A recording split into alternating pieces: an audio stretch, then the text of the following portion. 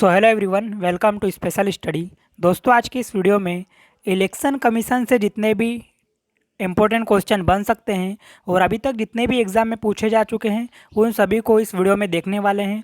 और आपको पता है कि इलेक्शन कमीशन पॉलिटी का फेवरेट टॉपिक और इम्पोर्टेंट टॉपिक माना जाता है, क्योंकि इस टॉपिक से क्वेश्चन बनते ही हैं। इसीलिए इस वीडियो में हम 50+ क्वेश्चंस को कवर करने वाले हैं, जो कि अभी तक जितनी भी एग्ज़ाम हुई है सभी में पूछे जा चुके हैं। ठीक है, तो वीडियो आपकी आने वाली एग्ज़ाम के लिए काफ़ी इंपॉर्टेंट रहेगा। तो चलिए शुरू करते हैं। हमारा क्वेश्चन नंबर 1 है, तारकुंडे समिति और गोस्वामी समिति का संबंध है। तो जो तारकुंडे समिति थी और गोस्वामी समिति थी उसका संबंध चुनाव व्यवस्था में आमूल सुधार से संबंधित था। ठीक है, ऑप्शन नंबर है यहाँ पर राइट हो जाएगा। अगला क्वेश्चन देख लेते हैं। क्वेश्चन नंबर हमारा 2 रहेगा, 1952 का वर्ष भारतीय इतिहास में क्यों महत्वपूर्ण है। तो जो 1952 का वर्ष था दोस्तों, वो भारतीय इतिहास में लोकसभा का प्रथम आम निर्वाचन हुआ था। ठीक है, इसलिए भारतीय इतिहास में महत्वपूर्ण रहा था। तो ऑप्शन नंबर डी यहाँ पर राइट हो जाएगा। क्वेश्चन नंबर 3 की बात कर लेते हैं।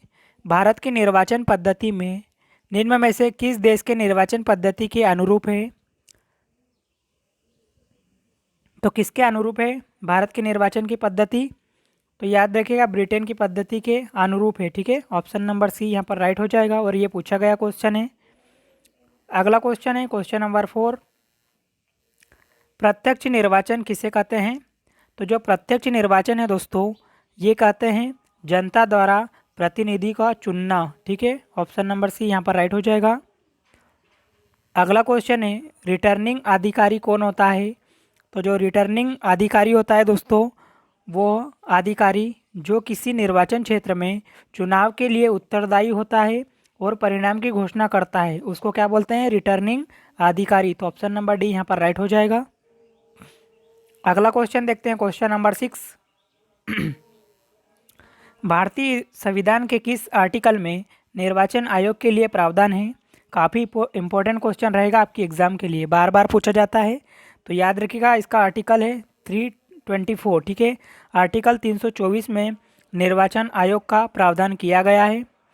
क्वेश्चन नंबर 7 है, भारत में निर्वाचन सूची तैयार करने की जिम्मेदारी किसकी है। तो जो निर्वाचन सूची तैयार की जाती है दोस्तों, वो की जाती है निर्वाचन आयोग के द्वारा। ये भी पूछा गया क्वेश्चन है। अगले क्वेश्चन की ओर बढ़ते हैं। क्वेश्चन नंबर 8 है हमारा, निर्वाचन आयोग, सर्वोच्च न्यायालय, संघ लोक सेवा आयोग, नियंत्रक एवं महालेखा परीक्षक का कार्यकाल जैसी संस्थाओं जैसे में कौन एक लक्षण समान है। तो इन सभी संस्थाओं में कौन सा ऐसा लक्षण समान है। तो इसका सही आंसर हो जाएगा, वे संवैधानिक संस्थाएं हैं। ठीक है, जितनी भी ये दिए गए हैं ये सभी संवैधानिक संस्थाएं हैं। अगला क्वेश्चन है, निर्वाचन आयोग का चेयरमैन कौन होता है। तो निर्वाचन आयोग का चेयरमैन होता है मुख्य निर्वाचन आयुक्त। याद रखिएगा, ये भी पूछा गया क्वेश्चन है। अगले क्वेश्चन की ओर बढ़ते हैं। क्वेश्चन नंबर 10, भारत के मुख्य चुनाव आयुक्त की नियुक्ति कौन करता है। तो भारत में मुख्य चुनाव आयुक्त की जो नियुक्ति की जाती है वो की जाती है राष्ट्रपति के द्वारा। दोस्तों, वीडियो में आगे बढ़ूँ इससे पहले मैं आपको बता देना चाहता हूँ कि मैंने इंडियन जियोग्राफी को टॉपिक वाइज एमसीक्यू के रूप में कवर करवाया है और पॉलिटी के भी कई सारे टॉपिक्स मैंने ऑलरेडी कवर करवा चुका हूँ। अगर आप उन वीडियोस को भी देखना चाहते हो तो ऊपर दिए गए आई लिंक पर जाकर वहाँ से प्लेलिस्ट में जाकर आप उन वीडियोज़ को भी ज़रूर देखिएगा। आपके लिए काफ़ी बेनिफिशियल साबित होंगे और आपका जीके काफ़ी अच्छा लेवल का हो जाएगा अगर इतने एमसीक्यू आप लगा लेते हो। ठीक है, मैंने टॉपिक वाइज सारे कवर किए हैं, आप उन वीडियोस को भी जरूर देखिएगा। तो फिलहाल बढ़ते हैं आगे। क्वेश्चन नंबर 11 है हमारा, निर्वाचन आयोग का प्रमुख होता है। तो निर्वाचन आयोग का जो प्रमुख होता है मुख्य निर्वाचन आयुक्त, इसका सही आंसर हो जाएगा। 12वां नंबर क्वेश्चन है, परिसीमन आयोग का अध्यक्ष होता है। तो जो परिसीमन आयोग है इसका अध्यक्ष कौन होता है, मुख्य चुनाव आयुक्त। ऑप्शन नंबर सी यहाँ पर राइट हो जाएगा। आगे बढ़ते हैं। संसद द्वारा मुख्य निर्वाचन आयुक्त तथा अन्य निर्वाचन आयुक्तों की सेवा शर्तों से संबंधित अधिनियम कब पारित हुआ है। तो कब पारित हुआ है दोस्तों, 1994 में। ऑप्शन नंबर डी यहाँ पर राइट हो जाएगा। अगला क्वेश्चन है, संविधान लागू होने के बाद राष्ट्रपति ने पहली बार कब दो व्यक्तियों को मुख्य निर्वाचन आयुक्त की सहायता के लिए निर्वाचन आयुक्त के पद पर नियुक्त किया है? तो कब किया था? 1989 में। ये भी पूछा गया क्वेश्चन है, तो याद रखिएगा। क्वेश्चन नंबर 15 है, निर्वाचन आयोग की सहायता के लिए लोकसभा या राज्य विधानमंडल के साधारण निर्वाचन के पहले प्रादेशिक निर्वाचन आयुक्त की नियुक्ति करने का अधिकार किसको प्राप्त है? तो किसको प्राप्त है दोस्तों? राष्ट्रपति को। अगला क्वेश्चन है हमारा क्वेश्चन नंबर 16, निम्नलिखित में से कौन मतदाता सूची को अद्यतन बनाकर तैयार रखता है? तो कौन रखता है? निर्वाचन आयोग इसका सही आंसर होगा। क्वेश्चन नंबर 17 की बात करें, भारत के विभिन्न राजनीतिक दलों को राष्ट्रीय या क्षेत्रीय दल का दर्जा देने का अधिकार किसको है? तो ये अधिकार किसको है दोस्तों? चुनाव आयोग को। ठीक है, अगला क्वेश्चन बढ़ते हैं। निर्वाचन आयोग निम्न में से किन निर्वाचनों के लिए अधीक्षण, निर्देशन और नियंत्रण का कार्य करती है? तो किसके लिए कार्य करती है? तो राष्ट्रपति का चुनाव, उपराष्ट्रपति का चुनाव, लोकसभा का चुनाव, इन सभी के लिए जो है निर्देशन और नियंत्रण का कार्य करती है। अगला क्वेश्चन देख लेते हैं, क्वेश्चन नंबर 19, भारत के निर्वाचन आयोग के कार्य हैं। तो कौन कौन से कार्य हैं? संसद एवं राज्य विधानमंडलों के सभी चुनाव कराना, राष्ट्रपति और उपराष्ट्रपति के लिए चुनाव कराना, किसी राज्य में स्वतंत्र एवं निष्पक्ष चुनाव के लिए अनुकूल दशा न होने पर राष्ट्रपति शासन लगाए जाने की संतुष्टि रखना, निर्वाचन सूचियाँ तैयार करने का कार्य का निरीक्षण, निर्देशन और नियंत्रण करना। तो इसका सही जो आंसर हो जाएगा दोस्तों, वो हो जाएगा 1 to 4। ठीक है, जो हमारा तीसरा जो कथन दिया गया है वो निर्वाचन आयोग के कार्य में नहीं शामिल है, तो याद रखिएगा 1 to 4 इसका सही आंसर हो जाएगा। ठीक है, ऑप्शन नंबर बी। अगला क्वेश्चन है 20 नंबर क्वेश्चन है, उपचुनाव कराया जाता है। तो जो उपचुनाव कराया जाता है कब कराया जाता है? कभी भी हो सकता है, याद रखिएगा, कन्फ्यूज मत होइएगा। जो उपचुनाव है वो कभी भी हो सकते हैं। 21 नंबर क्वेश्चन है, मध्य अवधि चुनाव कब कराया जाता है? तो मध्य अवधि जो चुनाव होते हैं समय के पूर्ण होने से पहले ही, जब लोकसभा भंग हो जाए तब कराए जाते हैं मध्य अवधि चुनाव। तो ऑप्शन नंबर ए यहाँ पर राइट हो जाएगा। 22 नंबर क्वेश्चन है, भारत में स्वतंत्रता के बाद प्रथम आम चुनाव कब संपन्न कराए गए? तो कब संपन्न कराए गए थे? 1952 में। 23 नंबर क्वेश्चन है, भारतीय निर्वाचन आयोग ने वर्ष 2010 में अपनी कौन सी जयंती मनाई? तो अपनी कौन सी जयंती मनाई थी? स्वर्ण जयंती। पूछा गया क्वेश्चन है, यह भी याद रखिएगा। 24 नंबर क्वेश्चन है, भारत में पहली बार महिलाओं को मताधिकार कब प्राप्त हुआ? तो भारत में पहली बार महिलाओं को मताधिकार कब प्राप्त हुआ था? 1926 में। ऑप्शन नंबर बी यहाँ पर राइट हो जाएगा। 25 नंबर क्वेश्चन है, पार्लियामेंट द्वारा दिसंबर 1989 में निर्मित कानून के अनुसार एक नागरिक के वयस्क होने की कानूनी आयु है तो कितनी है? 18 वर्ष। ऑप्शन नंबर डी यहाँ पर राइट होगा। 26 नंबर क्वेश्चन की बात करें, भारत में मतदान की आयु को 21 वर्ष से घटाकर 18 वर्ष कब किया गया? तो कब किया गया? इंपॉर्टेंट क्वेश्चन रहेगा आपकी एग्जाम के लिए। 1989 में किया गया था दोस्तों। तो ऑप्शन नंबर बी यहाँ पर राइट हो जाएगा। याद रखिएगा, पूछा जाता है क्वेश्चन, भारत में मतदाता की न्यूनतम आयु कितनी होनी चाहिए? तो भारत में जो मतदाता की न्यूनतम आयु होना चाहिए 18 वर्ष होना चाहिए। ठीक है, ऑप्शन नंबर ए राइट होगा। 28 नंबर क्वेश्चन है, भारत का प्रथम मुख्य चुनाव आयुक्त कौन था? तो जो भारत का प्रथम मुख्य चुनाव आयुक्त थे उनका नाम था सुकुमार सेन। काफ़ी बार एग्जाम में देखने को मिला है। ठीक है, तो याद रखिएगा क्वेश्चन को। 29 नंबर क्वेश्चन है, चुनाव के समय किसी चुनाव क्षेत्र में चुनाव प्रचार कब बंद करना होता है? तो कब बंद करना होता है? मतदान समाप्त होने से 48 घंटे पहले।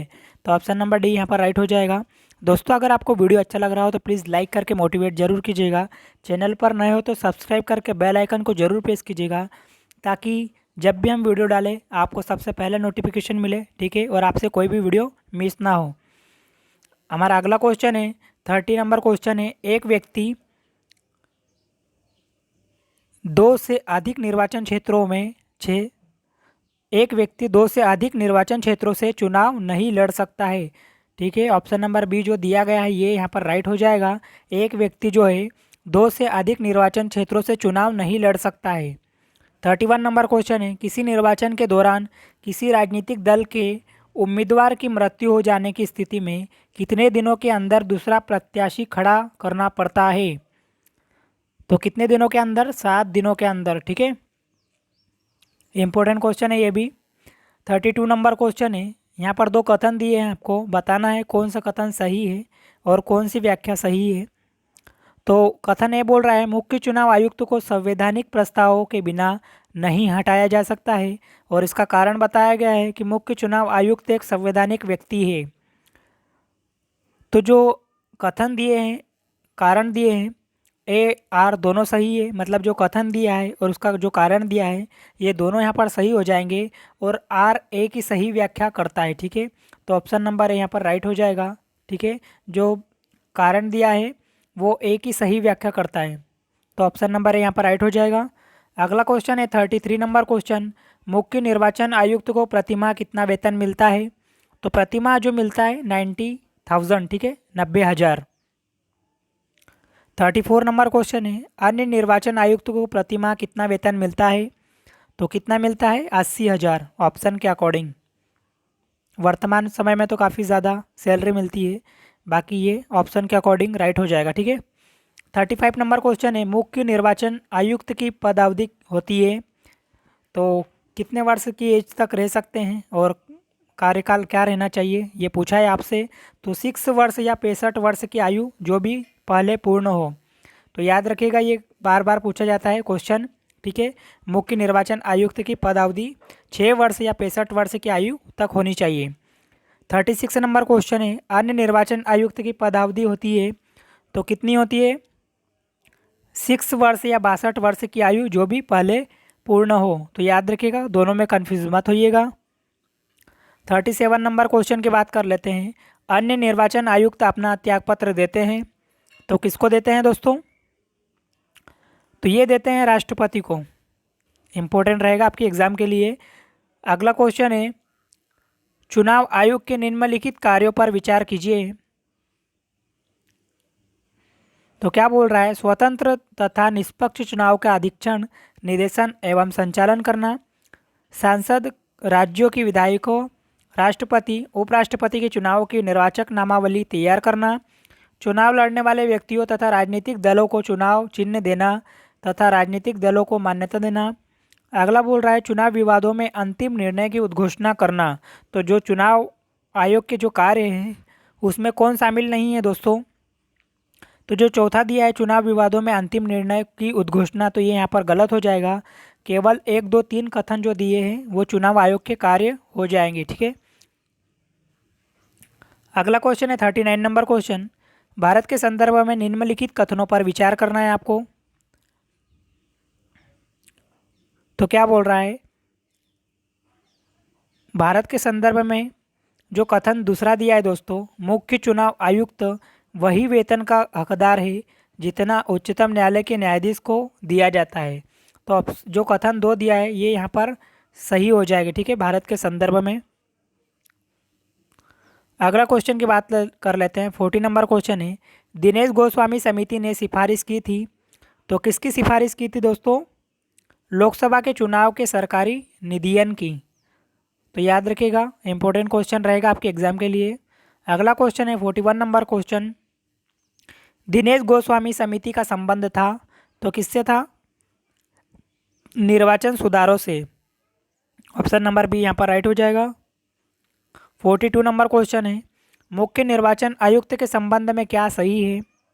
तो क्या सही हो जाएगा? इनको सर्वोच्च न्यायालय के न्यायाधीश की भांति पदोन्नत किया जाता है। तो ऑप्शन नंबर बी यहाँ पर राइट हो जाएगा। ठीक है, सॉरी यहाँ पर आपको नीचे ऑप्शन दिए हैं। ठीक है, तो इसका सही आंसर हो जाएगा 1, 2, 3। ठीक है, इसकी नियुक्ति राष्ट्रपति करता है, बिल्कुल सही है। इनको सर्वोच्च न्यायालय के न्यायाधीश की भांति पदोन्नत किया जाता है, ये भी सही है। वह राष्ट्रपति और उपराष्ट्रपति संसद विधानमंडल सदस्यों द्वारा चुना जाता है, तो ये भी यहाँ पर सही हो जाएगा। और यहाँ पर कार्यकाल 5 वर्ष दिया है तो ये गलत हो जाएगा, क्योंकि मुख्य निर्वाचन आयुक्त को जो कार्यकाल होता है वो 6 वर्ष का होता है। ठीक है, अगला क्वेश्चन है 43 नंबर क्वेश्चन, मुख्य चुनाव आयुक्त को पद से हटाने के लिए किया जाता है, पद से हटाया जाता है तो किसके द्वारा, सॉरी, मुख्य चुनाव आयुक्त को जो नियुक्त किया जाता है तो वह किसके द्वारा किया जाता है।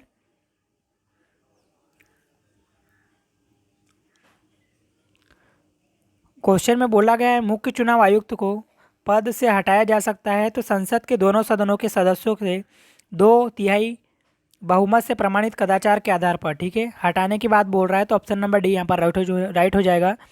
44 नंबर क्वेश्चन है, निम्नलिखित में से किसका संबंध चुनाव आयोग से नहीं है। तो किसका संबंध चुनाव आयोग से नहीं है, चुनाव की वैधता का निपटारा करना, ये यहाँ पर सही हो जाएगा, option number C. 45 number question है, भारत के निर्वाचन आयोग के निम्नलिखित में से कौन से कृत्य है। तो कौन कौन से कृत्य है दोस्तों, तो इसका सही आंसर हो जाएगा कोई नहीं, ठीक है। जितने भी दिए हैं ये यहाँ पर निर्वाचन आयोग के कृत्य नहीं होंगे, ठीक है।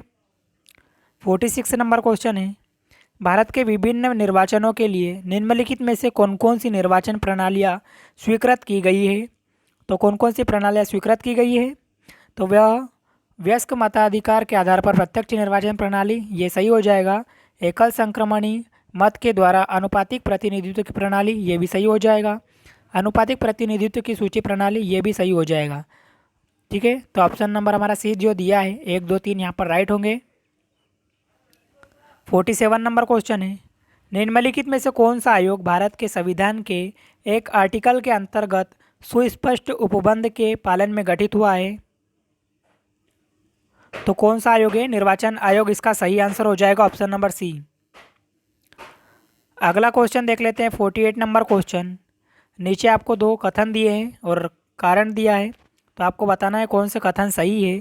संसद एवं राज्य विधानमंडलों के स्वतंत्र और निष्पक्ष चुनाव कराने की शक्तियाँ एक स्वतंत्र इकाई निर्वाचन आयोग की दी गई है।